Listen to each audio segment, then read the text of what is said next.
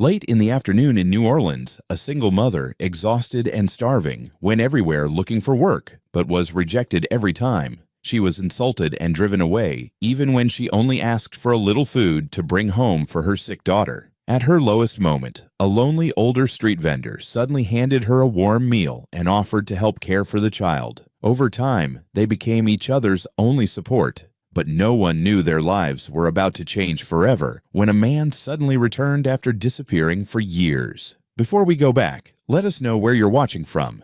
And subscribe because tomorrow I've got something extra special for you.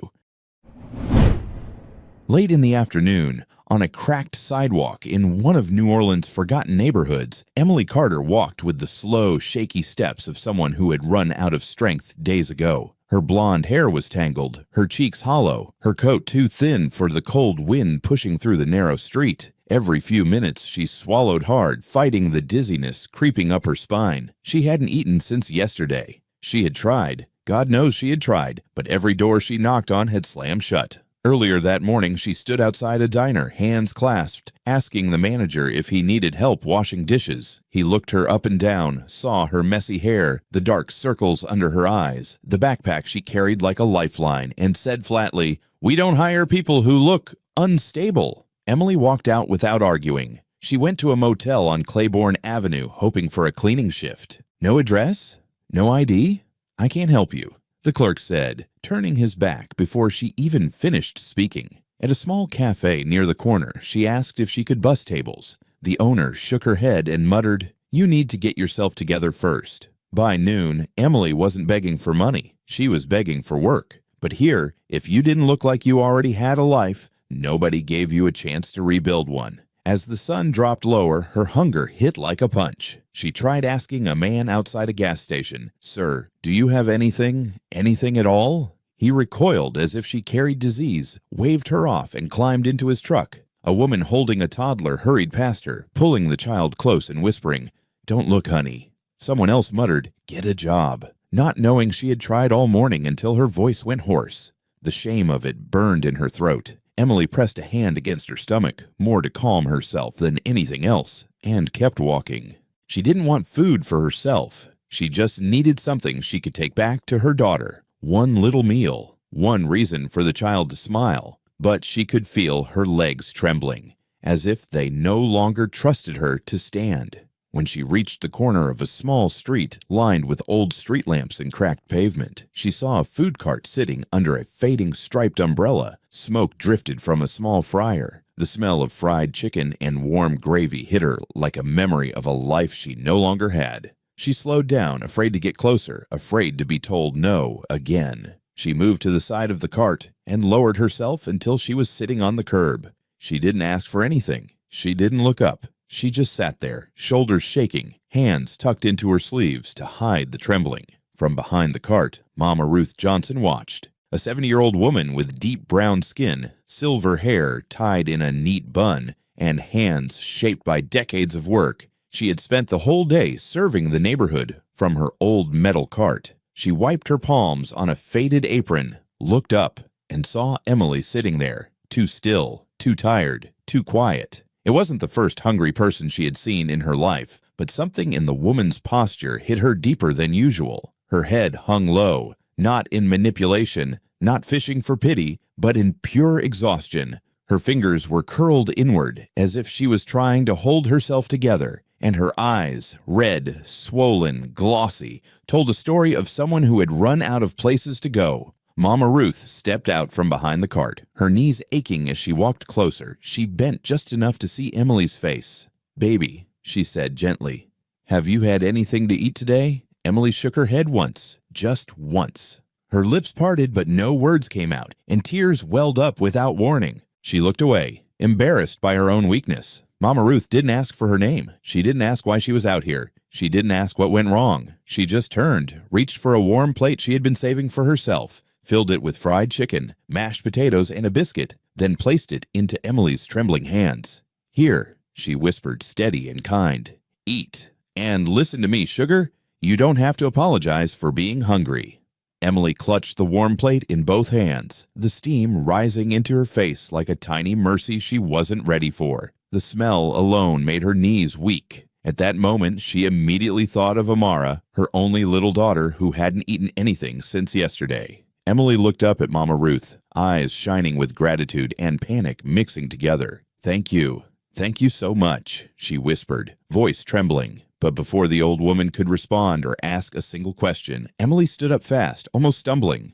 She pressed the plate close as if protecting it from the wind, gave Mama Ruth one last desperate nod, and took off down the street. Her steps were quick, uneven, almost frantic. Mama Ruth blinked, surprised by the sudden urgency, watching the thin woman disappear around the corner like someone running toward a fire, only she could see. The old woman frowned softly, a hand lifting halfway as if to call her back, but Emily was already gone, vanishing into the dying light. Emily walked fast, almost too fast for someone who had barely eaten. She held the warm plate for Mama Ruth close to her chest, protecting it from the cold wind as she crossed the empty lot behind the abandoned gas station. The sky was turning the color of old bruises, and the streetlights flickered like they were fighting to stay alive. She kept whispering to herself, "Hold on, baby, Mommy's coming," as if Amara could somehow hear her from a distance. When she reached the old motel, a long two-story building with busted windows and doors boarded up with uneven planks, she slipped inside through the broken side entrance. The hallway smelled of mildew and wet carpet, and each step creaked beneath her like the floor was tired of carrying secrets. Emily pushed open the door to room 12,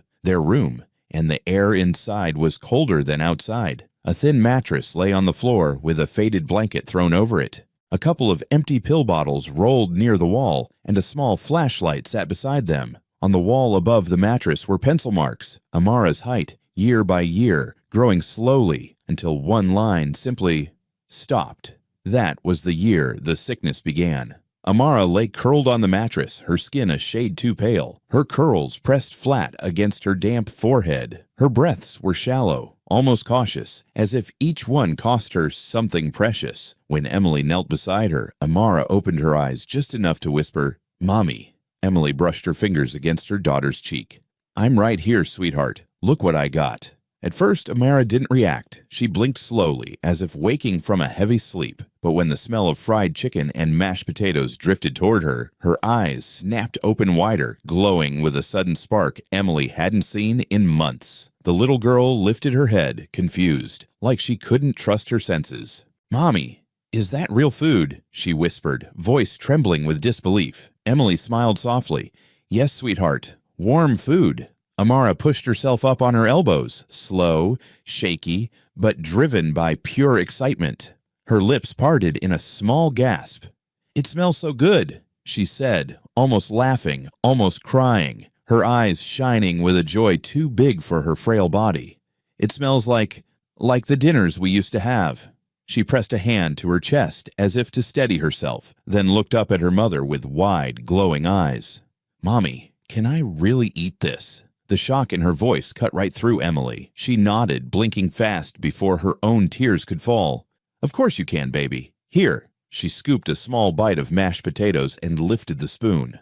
Amara leaned forward eagerly, opening her mouth with a tiny, breathless hum of excitement. The moment the food touched her tongue, she closed her eyes and whispered, "It's warm," as if warmth itself was a miracle.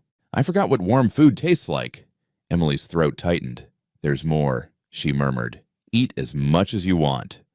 After the second bite, Amara stopped and looked up. "Mommy, did you eat?" Emily smiled the kind of smile that hides hunger. "Yeah, I ate earlier. You don't worry about me." It was a lie she told every day. Amara nodded and took another bite. Emily watched her eat with a kind of desperate relief. Amara smiled, a real smile, bright and soft, the kind she hadn't had strength for since before the sickness. For a moment, the peeling walls and moldy ceiling didn't matter. For a moment, the motel felt less like a place people abandoned and more like a home glowing with one small, precious moment of happiness. As Amara chewed quietly, Emily's mind drifted back to the life she used to have, the life she never imagined could fall apart so brutally. She once wore clean scrubs, her name badge clipped neatly to her pocket, Emily Carter, patient care tech. She liked the steady rhythm of the hospital, The beeping monitors, the rolling carts, the soft conversations in the hall. She wasn't rich, but she paid rent on time, kept the fridge stocked, and held her head high. Back then, she was in love too. Marcus Reed, tall, calm, soft-spoken, with a mind full of dreams. A young black man studying computer engineering, always sketching ideas for an app he wanted to build one day. Emily believed in him so much she used her savings, every extra shift she worked, every holiday she skipped, to help him buy a laptop, to pay for the program that sent him to California for a tech internship. She remembered the night before he left, when he promised, "When I make it, I'm coming back for you. I'll build us a life." Then 2 weeks later, the calls stopped. Emily tried messaging, emailing, calling again. Nothing. She didn't know that Marcus had been mugged on a dark street in Oakland, his phone smashed, his contacts lost, his life flipped upside down. All she knew was he was gone.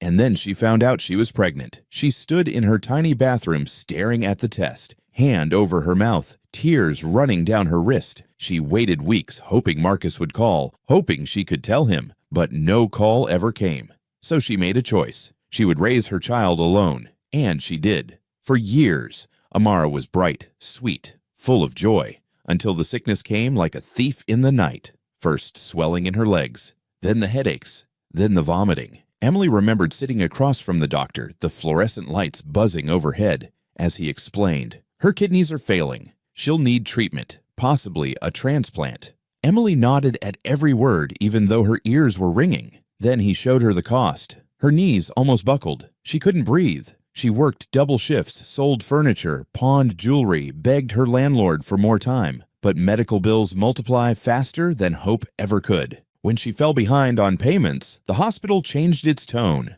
When she fell behind on rent, her landlord changed the locks. One afternoon, Emily found herself on the curb with 2 trash bags, holding Amara close, and realizing she had no place left to go. That's how they ended up here, in a motel the city forgot. Emily blinked back to the present when Amara leaned her head into her chest, whispering, "Thank you, Mommy." Emily kissed her forehead. "You're welcome, baby. Always." She put the plate aside, knowing Amara needed the rest more than the food. She tucked the blanket around her daughter's small shoulders, then sat beside her, hugging her knees, staring at the wall where the growth chart ended. That line stopped the year Amara got sick, and Emily had spent every day since trying to keep her daughter alive on nothing but grit, tired hope, and whatever kindness she could find. Tonight, that kindness had come from a woman she barely knew, Mama Ruth. And Emily knew she would walk through the whole city again tomorrow, starve again tomorrow, fight again tomorrow, as long as it meant her daughter would eat. On another street corner, the old woman is also struggling to make a living. Mama Ruth locked her cart for the night, long after the last customer had gone, the sounds of the street settling into a tired hush. She wiped her hands on her apron, feeling the familiar ache that spread from her lower back up to her shoulders, the kind of pain that never truly left, only quieted down until morning. She glanced at the corner where Emily had been sitting the first day, the memory still sitting heavy in her chest. For a moment, she just stood there, letting out a long breath, then began the slow walk home, pushing her empty cart down the cracked sidewalks of New Orleans. Her neighborhood was quieter than most. Old shotgun houses, peeling paint, dim porch lights. When she reached her front door, she paused the same way she did every evening, fingers resting on the key, listening to the silence waiting for her inside. There was a time, decades ago, when someone waited behind that door. Her husband, Leonard, tall, soft-spoken, the kind of man who could make her laugh by raising one eyebrow. She lost him in an accident at the shipyard when she had just turned 32. She remembered the knock on the door, the way her knees gave out when she heard the words, the way the world suddenly felt too big for one person to carry. They never had children. They'd been trying, dreaming quietly about it, but life had made that decision for them. And after Leonard passed, the years rolled on, one by one, steady and quiet, until she realized she had spent almost 40 years coming home to an empty house. Inside, she set her bag on the little dining table and pulled out her wallet. She opened it gently, as if it were fragile, and slipped out the picture she carried everywhere. Leonard's smile stared back at her, the corners of the old photograph soft and worn, the edges protected by a layer of clear tape she had replaced many times. She touched his face with her thumb.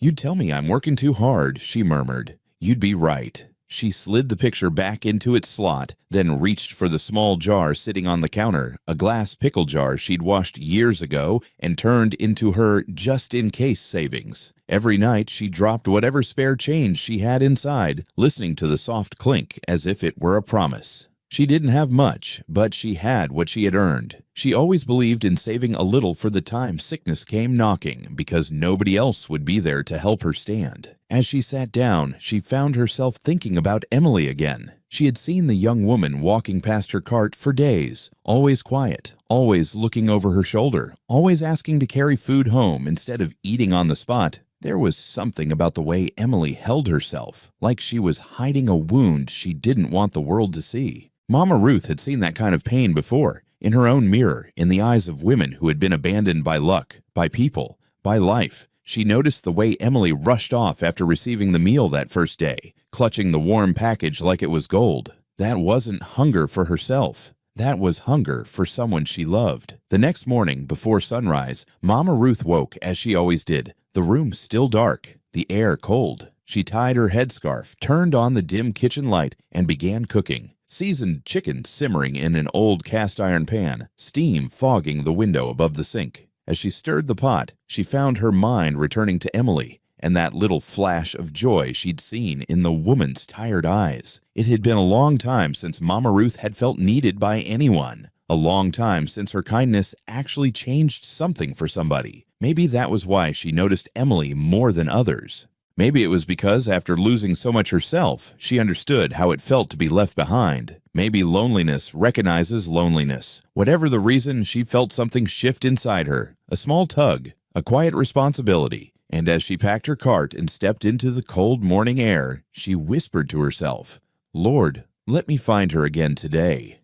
She wasn't sure why she said it, only that she meant it, only that for the first time in a long time, going to work didn't feel like just another day. It felt like the beginning of something important, something she didn't want to miss. Emily came back the next morning, not to ask for food, but simply to thank Mama Ruth. She walked with small, careful steps, the early breeze pushing loose strands of hair across her face. She clutched the edges of her old coat, rehearsing the words in her head. "Thank you. You saved us yesterday. I don't know how to repay you." But when she reached the cart, Mama Ruth was not standing upright like she always was. She was gripping the side of the cart with one hand, her other hand pressed to her forehead. Her breath was shallow, her eyes unfocused. Before Emily could speak, Mama Ruth swayed. "Ma'am," Emily rushed forward. "Mama Ruth, are you okay?" The older woman tried to smile, but her knees buckled. Emily caught her just in time, holding her up with both arms. "I'm fine, baby. Just a little dizzy." Mama Ruth whispered, but her voice was thin, trembling. "No, you're not fine," Emily said, panic rising in her throat. "Sit down, please." She guided her to a plastic crate near the cart, helping her lower herself carefully onto it. Mama Ruth leaned forward, elbows on her knees, breathing slow and heavy. Emily grabbed a cold bottle of water from the cooler and pressed it gently into her hands. "Drink," she urged. "Take slow sips." Mama Ruth obeyed, closing her eyes as she took shallow breaths. Emily wiped her forehead with a napkin, watching anxiously. "Do you want me to call someone? A family member?" Mama Ruth chuckled weakly. "Baby, I ain't got nobody to call. Closest thing I got is this old cart." Emily's chest tightened. "You don't have kids? Or someone checking in on you?" Mama Ruth shook her head. "No children. Lost my husband long time ago. Been taking care of myself ever since." Emily swallowed, feeling the echo of loneliness she herself knew too well. "Let me help you today," she said suddenly. "Just sit down and rest. I can handle the cart." "Oh, honey, I can't ask you to—" "You didn't ask. I'm offering." For a second, Mama Ruth simply stared at her, eyes softening. Then she nodded. "All right, baby, just for today." Emily quickly tied the apron around her waist and moved behind the cart. She took orders, handed out plates, wiped down the counter, awkward at first but determined. Customers smiled at her effort, confused but entertained. Some even tipped more than usual. Mama Ruth watched from the crate, a hand over her heart, half proud, half emotional. By late afternoon, when the crowd slowed and the sun dipped behind the buildings, Emily finally sat down beside her, the exhaustion settling into her bones. They shared a quiet moment, breathing in the warm smell of soul food lingering in the air. "You did good today," Mama Ruth said softly. Emily shrugged. "You helped me yesterday. It was the least I could do." Mama Ruth looked at her for a long moment. "Why don't you tell me about that little girl of yours?" "Amara." Emily's eyes widened. "How?" "I saw the way you ran home with that food. People who only think of themselves don't run like that." And just like that, the walls between them broke. Emily told her everything. Amara's sickness, the motel, the bills, the jobs she lost, the father who never came back. And Mama Ruth told her about Leonard, the accident, the 40 years of waking up alone, pushing that cart down the same cracked sidewalks. Two women from different lives, both holding on by threads, yet somehow finding comfort sitting shoulder to shoulder on an old crate at sunset. When it was time to pack up, Mama Ruth filled 2 warm containers, bigger portions than usual, as she spoke quietly. "Consider this my thank you for saving me from falling flat on my face today." Emily shook her head, overwhelmed. "You don't have to—" "Baby, hush now. I made up my mind." She placed the containers into Emily's hands. "From now on, every day I'm putting 2 meals aside. 1 for you, 1 for that sweet baby girl of yours." Emily blinked hard, her eyes stinging. "Mama Ruth, I don't know what to say." "Just come back tomorrow," the older woman replied with a tired, warm smile. "That's all the thanks I need." And as Emily walked away into the cool evening air, hugging the warm food to her chest, she realized something. This wasn't just kindness. This was the beginning of something that felt almost like family. The day after Emily helped her at the cart, Mama Ruth showed up with her cart freshly cleaned, her apron tied neatly, and a small paper bag tucked under her arm with the handwritten words, "For my girls," across the front. When Emily approached to pick up the 2 meals, Mama Ruth didn't hand them over right away. Instead, she looked at her with quiet seriousness and said, "Baby, I want to meet that little one of yours." Emily instinctively stiffened, unsure, embarrassed about the motel, the smell, the darkness, the sickness. It's not a good place," she whispered. "We're fine, really." Mama Ruth shook her head gently. "If she's part of your heart, then she's part of mine now. Let me see her." Emily hesitated for a long moment, but something in the older woman's steady eyes made her finally nod. "Okay, but don't be scared.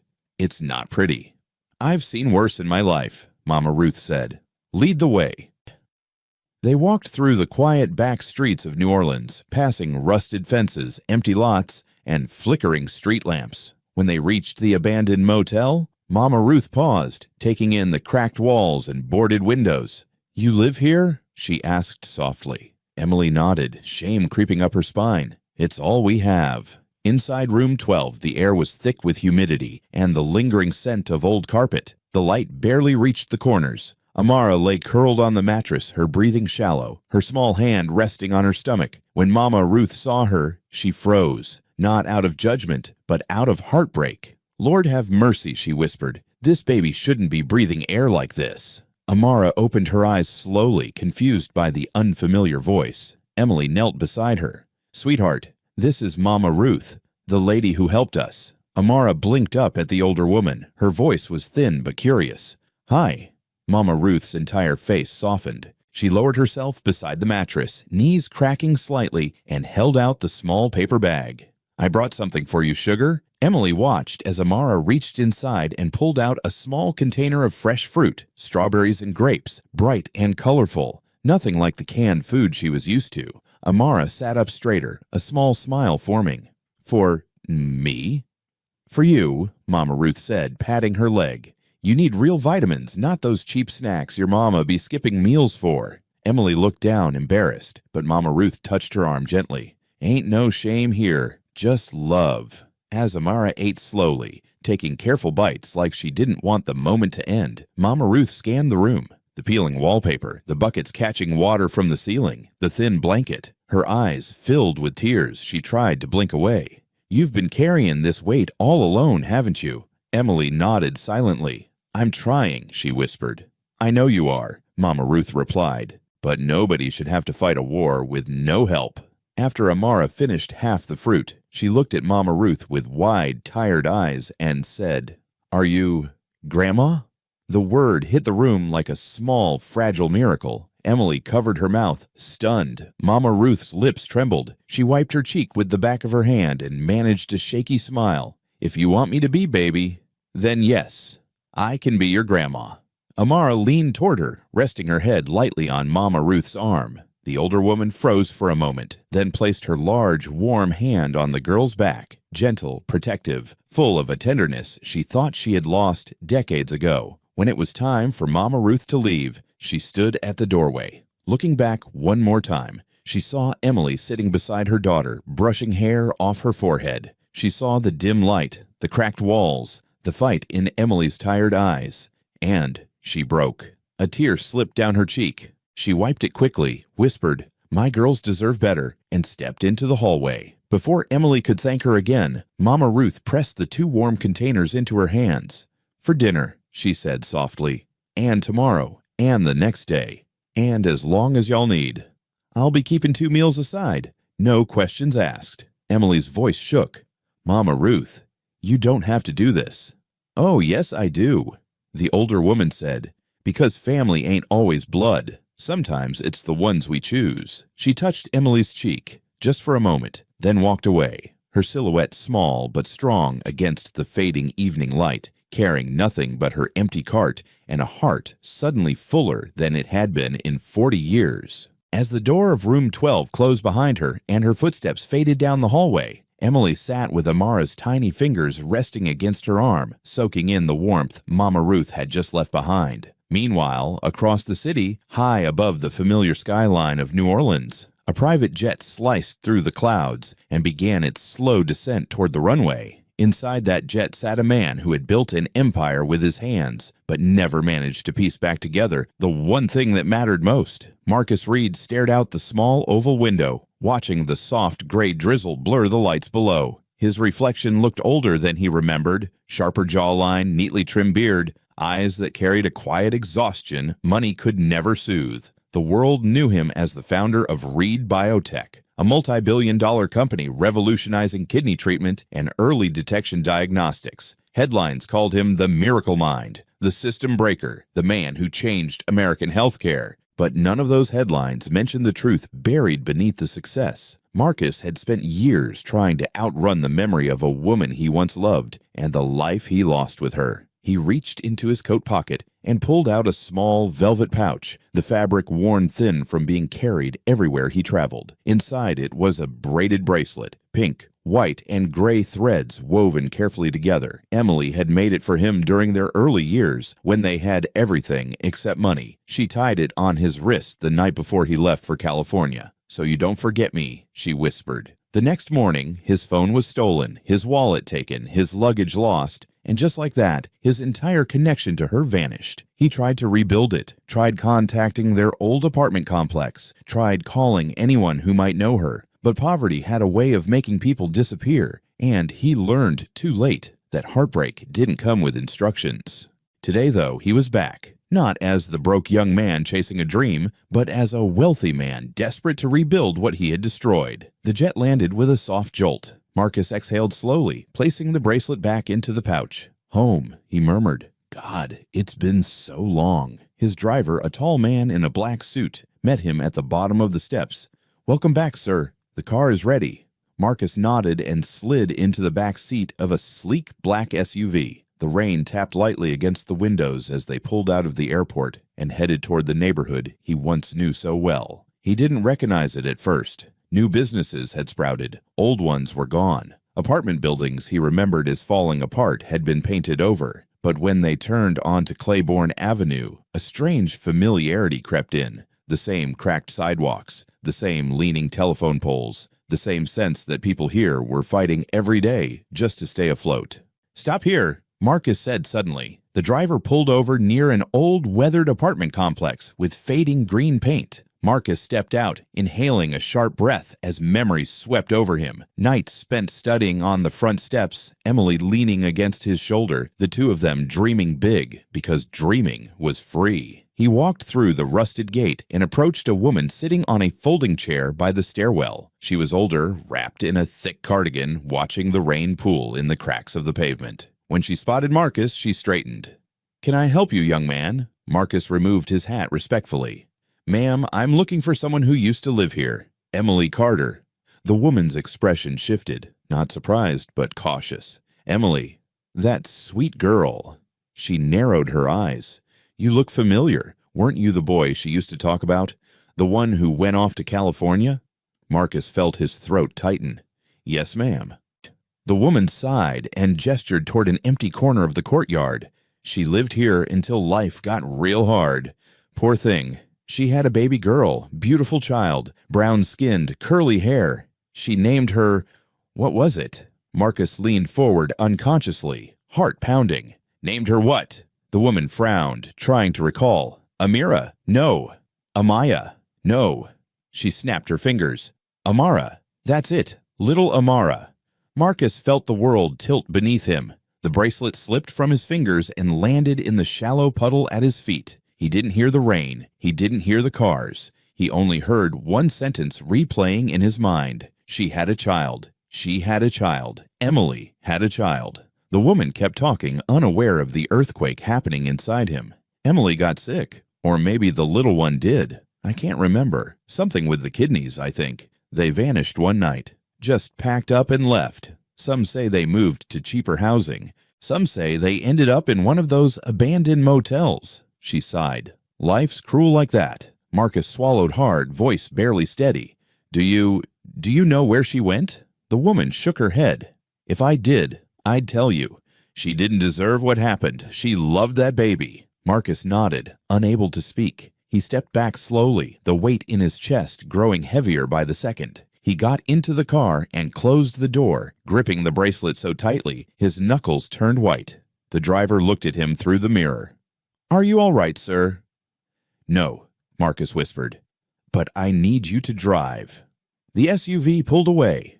Rain rolled down the windows in long streaks, distorting everything outside. Marcus stared at the city as it blurred past, each raindrop echoing the guilt building in his chest. Amara, 9 years, a child who would be 9, a little girl who looked like Emily, but might also look like him.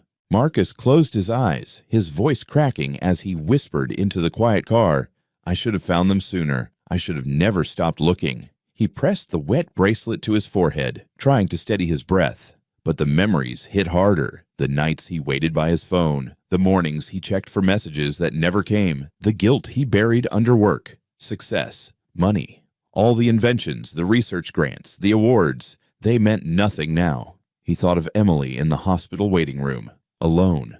Thought of her holding a sick child. Thought of her losing everything while he was building a company designed to save people in her exact situation. Irony had never felt so cruel. He whispered the name again, like a prayer he was afraid to say too loud. Amara. That single word changed everything. Marcus leaned his head back against the leather seat, chest rising and falling in uneven breaths. The world outside blurred into a storm of gray and white. And for the first time in years, the man who had conquered the tech world felt helpless. "Find every motel," he told the driver, his voice suddenly sharp, determined. "Every shelter, every abandoned complex. Anyone who might know a woman named Emily Carter. Start tonight." "Yes, sir," the driver replied immediately. Marcus didn't look up. His eyes were fixed on the rain, watching each drop slide down the glass like the seconds he had lost, seconds he could never get back. People said time healed guilt, but Marcus knew better. Time didn't heal guilt. It sharpened it. And tonight, as the SUV disappeared into the storm-soaked streets of New Orleans, Marcus Reed vowed to do the one thing he should have done 9 years ago. Find Emily, find the child, and finally face the love and the mistakes he left behind. Marcus spent that entire night driving through the storm-soaked streets of New Orleans, moving from one rundown building to another, stopping by motels that barely had roofs, shelters with flickering lights, and clinics that looked too tired to help anyone. He went in personally. No assistants, no PR team, no entourage. Just him, soaked in rain, heart pounding, asking the same question in a trembling voice. "Have you seen a woman named Emily? Emily Carter, about early 30s. and her daughter, Amara, 9 years old. Everyone shook their heads. A few looked like they wished they had an answer. Most didn't have the energy to care. By dawn, Marcus returned to his hotel exhausted, shivering, and carrying a guilt so heavy it settled in his bones. He entered the penthouse suite, a place lined with marble floors and soft lighting, and it felt obscene, like luxury was mocking him. He sat on the edge of the couch, soaked clothes clinging to him, staring at the floor until the city outside turned from gray to gold. His phone buzzed with messages from investors, board directors, and executives needing approvals. He ignored them all. Then with a slow exhale, he opened his laptop. He typed one sentence into the search bar: New Orleans pediatric kidney failure cases. Hundreds of results filled the screen: reports, community articles, medical research, and names. Names of children, ages, diagnoses, kidneys failing, kidneys dying, struggling to afford treatment, struggling to stay alive. Marcus scrolled slowly, each name hitting him like a slap. Alyssa, age 7. Jamal, age 9. Trinity, age 12. Every child listed with symptoms he recognized from his research. Every story describing families who lost homes to medical debt. He saw Emily and Amara in every line. He saw himself in every missing father. He pressed his thumb into the corner of his eye, trying to blink away the sting, but the guilt only sharpened as he scanned through the statistics. His own technology, the one that saved thousands, still wasn't reaching the poorest neighborhoods fast enough. Kids were dying in the same city where he grew up because life had never been fair to them. And maybe one of those children was his. He whispered into the empty room, "God, what have I been doing?" He opened a new document, the cursor blinking like a heartbeat. Without thinking, he typed a note to himself. "If I find Emily and Amara, I will not fail them again. And until I do, I will protect every child like her." He stared at the words for a long time, reading them over and over. Then he picked up the phone. "Dr. Hayes," he said when his chief medical director answered groggily. "I need pediatric kidney failure data for the last 5 years. New Orleans only, and I need contacts for local clinics, free hospitals, and community health workers." "Sir, it's 5 in the morning." "I know," Marcus said quietly. "Please." The doctor heard something in his voice, something fragile, something urgent, and simply said, "I'll have my team gather everything." Marcus ended the call and exhaled shakily. He opened the pediatric list again, stopping at each name. He imagined each one as Amara, his Amara, a daughter he had never met, a daughter who might carry his smile or Emily's eyes, a daughter who might be dying right now. He swallowed hard, fingers trembling as he hovered over a name, Kayla, age 9, and whispered, "That could be her." The guilt pressed down harder. All those years building a company meant to save lives, and he couldn't save the 2 lives that mattered most. He shut the laptop softly, stood up, and walked to the window. Rain streaked down the glass like tears he refused to let fall. His reflection stared back, successful, powerful, respected, and yet so undeniably broken. He whispered to himself, "I can't change the past, but I sure as hell can change the present." His phone rang again. Dr. Hayes. "Marcus," the doctor said, voice more awake now. "I reviewed the early data. The rates are high, especially in the poorest neighborhoods. You were right. These kids need intervention. Fast." Marcus breathed in sharply. "Good. Set up a field visit. No PR, no announcements. Just us, the medical team, and the equipment we need. Portable dialysis units, diagnostic scanners, whatever helps. And listen, while we're there, ask around. We're looking for a 9-year-old black girl named Amara, mother named Emily Carter." Dr. Hayes paused. "Are they patients of ours?" Marcus closed his eyes. "No, they're personal." "Understood." The call ended. Marcus felt a shift inside him, fear turning into purpose. He made more calls to board members, to logistics teams, to warehouse managers. Portable dialysis units were ordered, donation funds approved, a temporary grant for low-income families set in motion, and then he called the hospital administrator. "I'm sending a memo," he said. "I want every doctor in our network to keep an eye out for a child named Amara, and if she shows up, I want to know within seconds." "Yes, Mr. Reed." He hung up, shut his eyes, and let out a heavy breath. He wasn't just searching for Emily anymore. He was fighting for every mother who was in Emily's shoes. He wasn't just searching for Amara. He was fighting for every child who could be her. and somewhere deep inside, he hoped God would count this as a step toward redemption. 2 days later, the field visit was arranged. A convoy of vans carried portable dialysis units, diagnostic kits, and trained staff through the narrow streets of New Orleans. Marcus rode in the front van wearing simple clothes, a gray shirt and dark jacket, nothing that hinted he was the billionaire behind the operation. As they drove deeper into the poorer districts, the buildings became smaller, the paint chipped, the sidewalks cracked. He saw kids playing with makeshift toys, mothers carrying grocery bags from corner stores, men sitting on stoops watching the world go by, and he felt something like a fist tighten in his chest.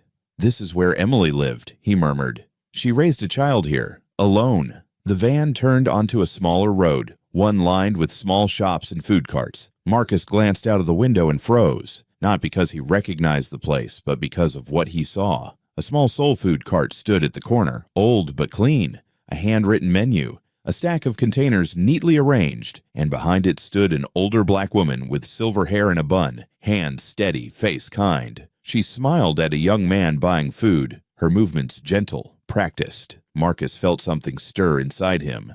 Not recognition, just curiosity. A feeling that this corner held a story. "Stop the van," he said. The driver pulled over slowly. Marcus stepped out, the medical team trailing behind him, carrying clipboards and kits. The morning sunlight hit the pavement, reflecting off puddles left from the night's rain. He glanced at the soul food cart again and watched the older woman, Mama Ruth, wipe down the counter with care. She didn't know her world was about to collide with his, and he didn't know that the woman he was searching for lived just 3 blocks away, at the motel he hadn't reached yet. He looked down at his clipboard, seeing the name Amara written in bold in the center of his search notes. "We'll start here," he told the team quietly.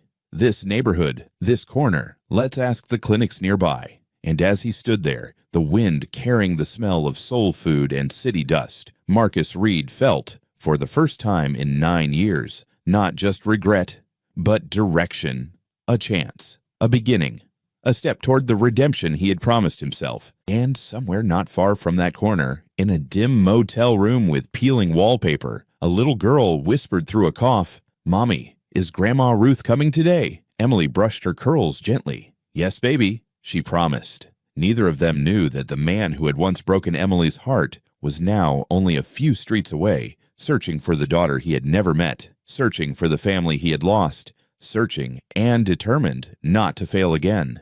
The morning air was heavy with leftover humidity when Marcus and the medical survey team stepped out near the corner where Mama Ruth's cart stood. The neighborhood was waking slowly, shop doors creaking open, a bus sighing at the stop, a few locals sweeping their porches. The convoy of medical vans behind him looked already out of place. But then the main escort arrived, 4 black SUVs gliding around the corner like silent shadows. They stopped in a clean practice line right in front of the small soul food cart. The contrast was violent, almost cinematic. Polished chrome against rusted metal, tinted windows against peeling paint. Wealth against survival. Heads turned. Conversations died mid-sentence. Someone across the street muttered, "Lord, who they coming for?" Mama Ruth froze with a container in her hand, her eyes narrowing. She'd lived long enough to know trouble when she saw it, but she also knew that not all trouble wore the same colors. Emily, who had just arrived to help after leaving Amara resting at the motel, stiffened instantly. Her breath hitched. Her eyes darted toward the alley, already calculating the nearest escape route. She whispered,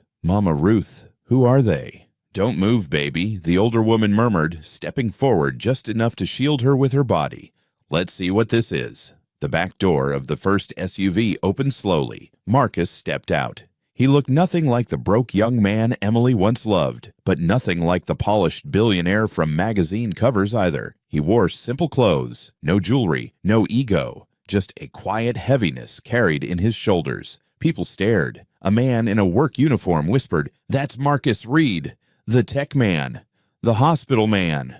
Marcus didn't hear any of it. His eyes were fixed on the small cart, on Mama Ruth, on the corner he felt strangely pulled toward. The medical team approached behind him, but he lifted a hand, stopping them a few steps back. He wanted to do this as a person, not a CEO. He stepped closer to the cart.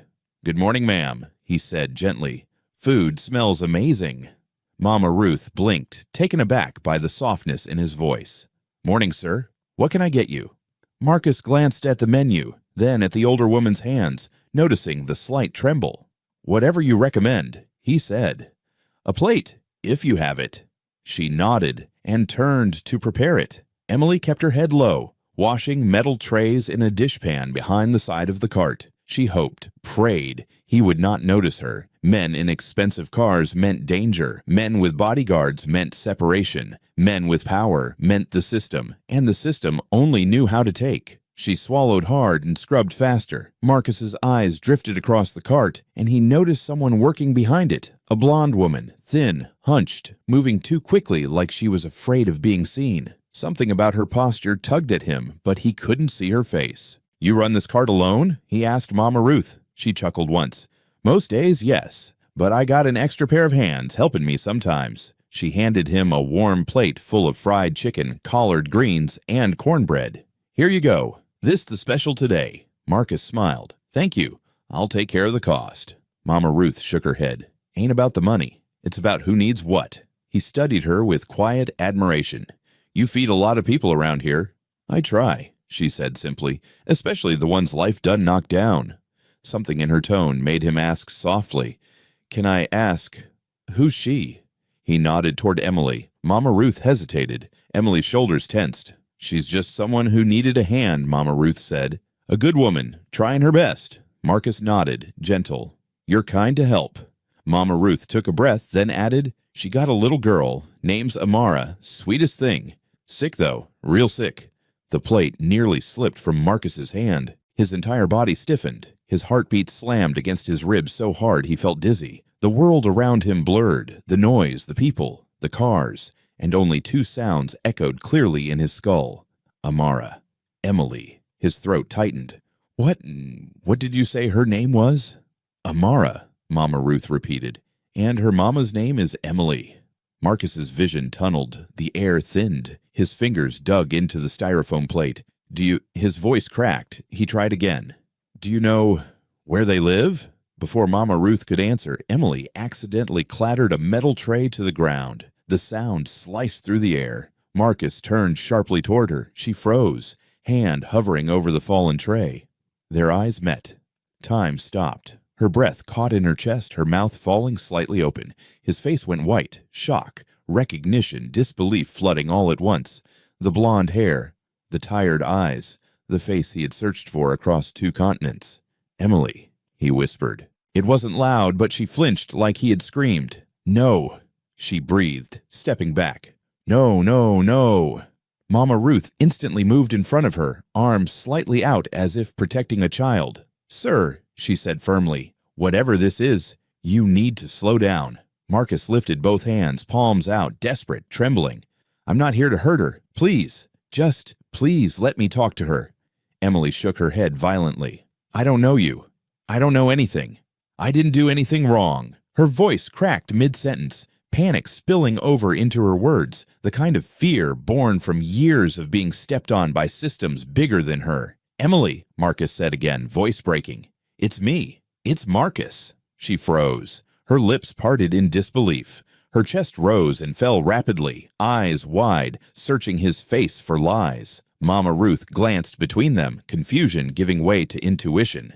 Something deep, something old, something painful. Marcus stepped forward once, just once, and said the name so quietly it felt like a prayer. "Amara." Emily staggered backward as if struck. Tears welled instantly in her eyes. One hand flew to her mouth, the other pressed against her stomach, as if trying to hold herself upright. How do you know her name?" Marcus swallowed hard, voice shaking. "Because she's my daughter." Gasps rippled through the small crowd that had gathered. Someone whispered, "Lord have mercy." Emily's knees buckled. Mama Ruth caught her under the arms instantly. "Baby, I got you," she whispered. Marcus moved closer, but Mama Ruth's hand shot up, stopping him. "Not another step," she warned. "Not till she can breathe." Marcus nodded, eyes shining wet. Okay. He rubbed a hand over his face, trying to steady himself. I didn't know about her. I lost everything when I left. My phone, my numbers, everything. I searched. I swear I searched. Emily pressed both hands over her face, sobbing silently behind her fingers. Years of fear, anger, and heartbreak rolled through her in waves. "You left," she whispered. "I waited, and you never came back." Marcus's voice cracked. "I never stopped thinking about you, or what we had. I came back the minute I could. I've been looking for you for days. And then—" He looked at Mama Ruth with gratitude and desperation tangled together. Then she said the names. Emily wiped her cheeks with shaking hands. "Why are you here now?" Marcus struggled for air. "To make it right." The crowd didn't speak. Even the street seemed to hold its breath. For a moment, only 3 people existed in that corner of New Orleans. The billionaire who lost everything but money, the mother who lost everything but her child, and the grandmother in heart standing between them like a shield made of love. Mama Ruth took Emily's hand. "Baby, do you want to sit?" Emily nodded weakly. Marcus stepped back, giving her space, giving her air, giving her whatever she needed just to keep standing. For the first time in years, he finally understood. The moment life changes isn't loud or glamorous. It's a single second, a single breath, a single name. And as Emily lowered herself onto the small plastic crate Mama Ruth used as a seat, Marcus whispered to himself, with a trembling sorrow sharpened by hope, "This is my moment. I won't lose them again." The moment Emily whispered, "I need to get back to my daughter," something inside Marcus cracked wide open. He didn't wait for permission. He didn't ask another question. He simply said, voice low but trembling with urgency, "Take me to her, please."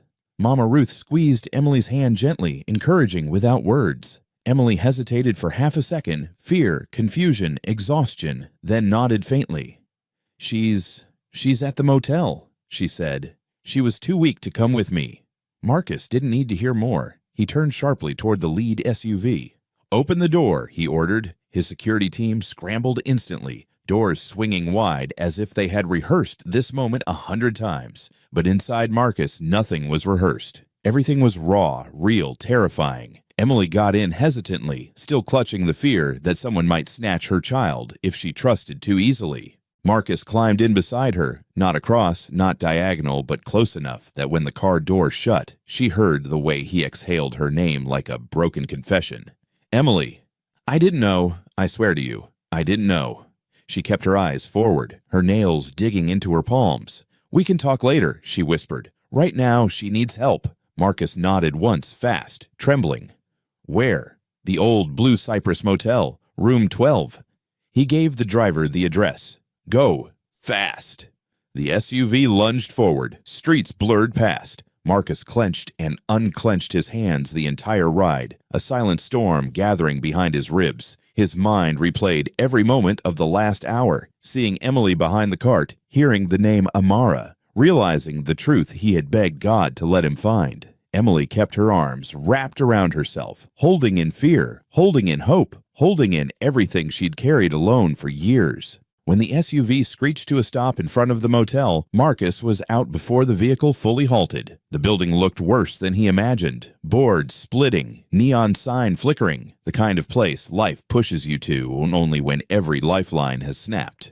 Emily led the way up the broken concrete steps, her breath quickening with every stride. She slid her door key into the lock with shaking hands, pushed the door open, and whispered, "Baby, Mommy's here." The room smelled of medication, mold, and quiet suffering. There, curled under a thin blanket on a sunken mattress, lay Amara. The little girl's skin was pale gray, her breathing shallow, eyes half open but unfocused. And yet, she tried to smile when her gaze found Emily. "Mama." Emily rushed forward and knelt beside her. "I'm here, sweetheart. I brought food. Mama's here." Marcus walked in slowly, softly, as if one wrong breath might shatter him. The moment he saw the child, his child, something in his chest detonated. Amara's face, the shape of her nose, the way her hair curled lightly at the ends. A mirror of his sister when she was small, a mirror of his own baby photos. His voice fell to a whisper. "My God." Emily glanced back, eyes red. Marcus dropped to his knees beside the bed, not caring about the dirty floor, not caring about the onlookers. His voice broke on first contact. "Amara." The child blinked, too weak to understand, but she stared at him with quiet curiosity. Emily smoothed her daughter's hair. "Baby, this is—" Her voice faltered. She swallowed. "This is your father." A single tear slipped down Marcus's face. Amara stared, confused, but reached out a trembling hand. Marcus caught it instantly, both his hands swallowing her tiny fingers. "Hi, sweetheart," he whispered. "I'm here now. I promise. Daddy's here." Emily looked away, pressing a hand over her mouth. The pain of the past and the hope of the present collided in her chest. Marcus turned to Emily, urgent. "She needs a hospital now. Not tomorrow, not tonight. Now." Emily nodded, voice cracking. "She's been getting worse." Marcus scooped Amara gently into his arms, shockingly light, terrifyingly frail, and carried her outside while his team cleared a path. The SUVs peeled out from the motel lot, speeding toward the nearest major medical center. Nurses rushed forward the moment they saw the entourage. Doctors were called immediately. Amara was whisked into emergency pediatric assessment. Marcus stayed on her heels until security physically stopped him at the OR doors. Emily collapsed into a chair, trembling violently. Marcus crouched in front of her. "Emily," he said, voice shaking. "I lost my phone my first week in California. Got jumped behind a bus depot. Everything gone. I didn't know your number by heart. I tried calling your job, your building, but you'd already moved. I wrote you. I searched social media. Nothing. I thought you were angry with me. I thought you'd moved on." Emily squeezed her eyes shut. "I waited.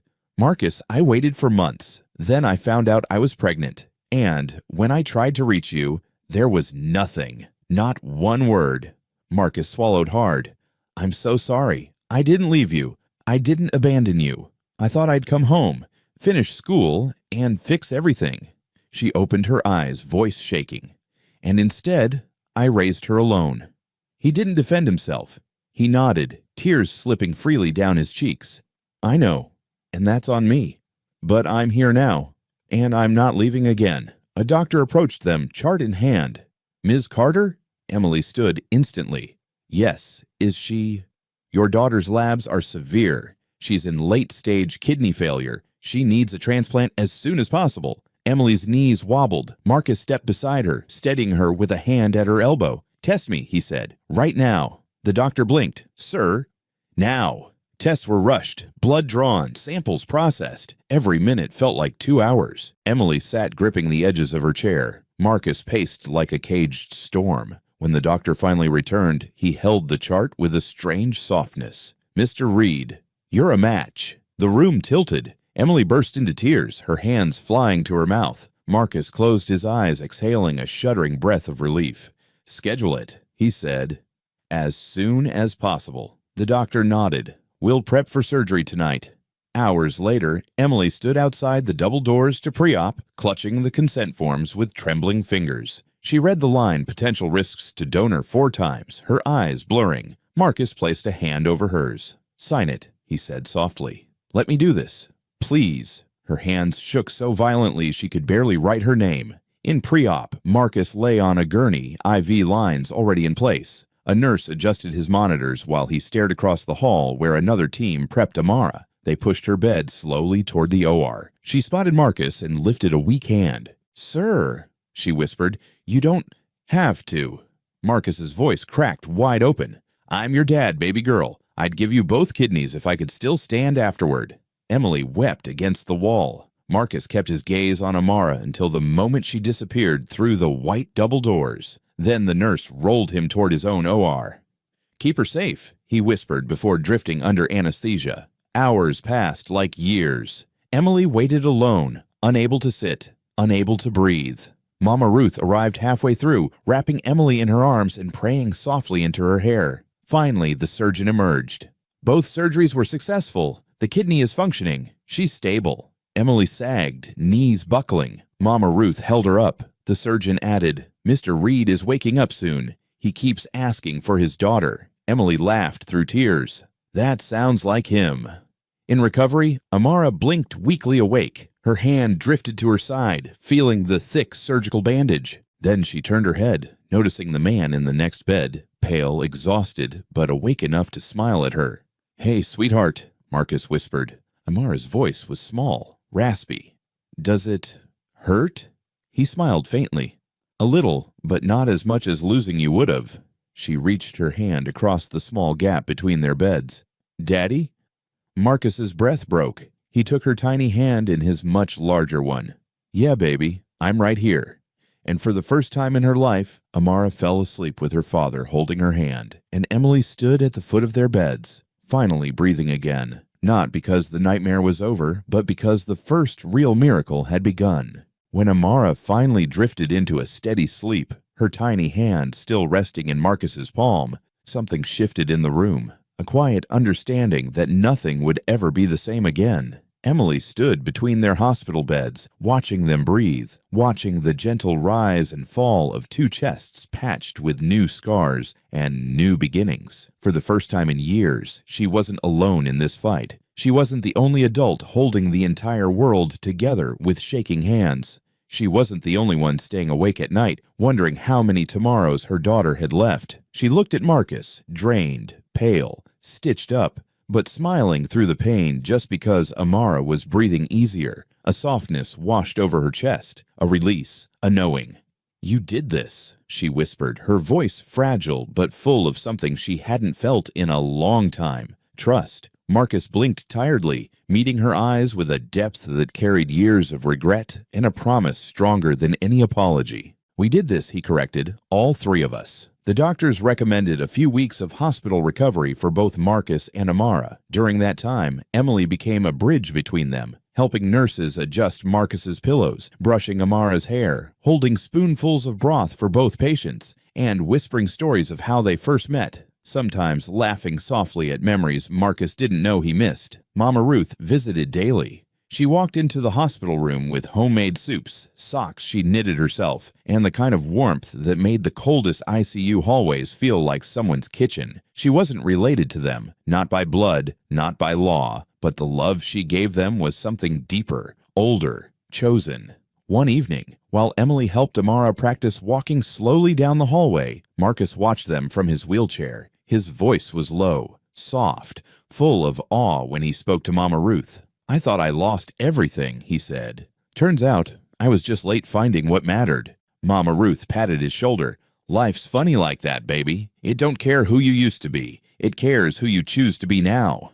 And Marcus chose. Every day, in every small way, he chose to show Emily and Amara, with actions, not promises, that he intended to stay. When they were finally cleared for discharge, Marcus insisted they leave the hospital together, not in separate cars, not split up by circumstance, but as a unit. His SUV pulled up to the exit, and Emily froze when she saw the massive, beautiful home awaiting them at the end of the ride. "Marcus, this is too much," she whispered as the gates opened. "We don't need—" "You do," he cut in gently.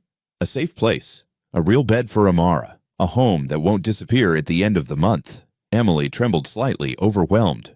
"Are you sure?" Marcus stepped closer, lowering his voice. "I'm not buying you a house," he said. "I'm giving our daughter a future." It wasn't a grand declaration. It wasn't a proposal. It was just truth. And the truth was enough for her to nod. That night was their first dinner together at the long wooden dining table Marcus once ate at alone. Emily helped Amara cut her food into tiny pieces. Marcus watched them both, silently memorizing every moment. When dessert arrived, Amara whispered, "Daddy, is this what normal feels like?" Marcus swallowed hard. "No, sweetheart," he said. "This is what love feels like." Emily's breath caught, and she looked away quickly, trying not to cry in front of them. Over the next few months, the three of them learned how to be a family in the quiet, unremarkable ways that mattered more than grand gestures. Marcus took Amara to every follow-up appointment, holding her hand through every blood draw, promising that this time she didn't have to be brave alone. Emily slowly allowed herself to heal, not just from poverty, not just from fear, but from the years of carrying everything on her back. She found her laugh again, soft at first, then fuller, warmer, like the version of herself she used to be. Amara grew stronger. She walked further, played longer, and slept without pain for the first time in years. She started drawing again. Her first picture was of 4 people holding hands: her mom, her dad, and Mama Ruth. When Marcus saw it, he smiled. "Looks right to me," he said, and he meant it. because every few days Mama Ruth visited with bags of groceries and her famous collard greens, fussing over Amara like she was her own grandchild. "You got color in your cheeks again," she'd say proudly. "That's how a baby's supposed to look." One morning, after dropping Amara off at her new tutoring program, Marcus asked Emily if she'd ride with him for an errand. She agreed, trusting him more easily now. They drove to a quiet neighborhood, older homes, big trees, a warm, lived-in feel. When the SUV stopped in front of a small yellow house with white shutters, Emily frowned. "What is this place?" Marcus smiled. "Someone's new home." Emily's eyes widened. "Marcus, who?" He turned to her, gentle but firm. "Mama Ruth." Emily's hand flew to her mouth. "What?" Marcus nodded. "She saved you. She saved our daughter. She saved our family long before I showed up." Emily's voice cracked. "But she never asked for anything." "That's why she deserves everything," he said. He walked up the pathway and knocked. Mama Ruth opened the door, confused, wiping flour from her hands. "Marcus, baby, what are you doing at my—" She paused when she saw the sold sign on the lawn. "Lord." "No, you didn't." Marcus grinned softly. "Welcome home, Mama." She covered her face with both hands, shoulders shaking as emotions overtook her. Oh my God. I don't know what to say."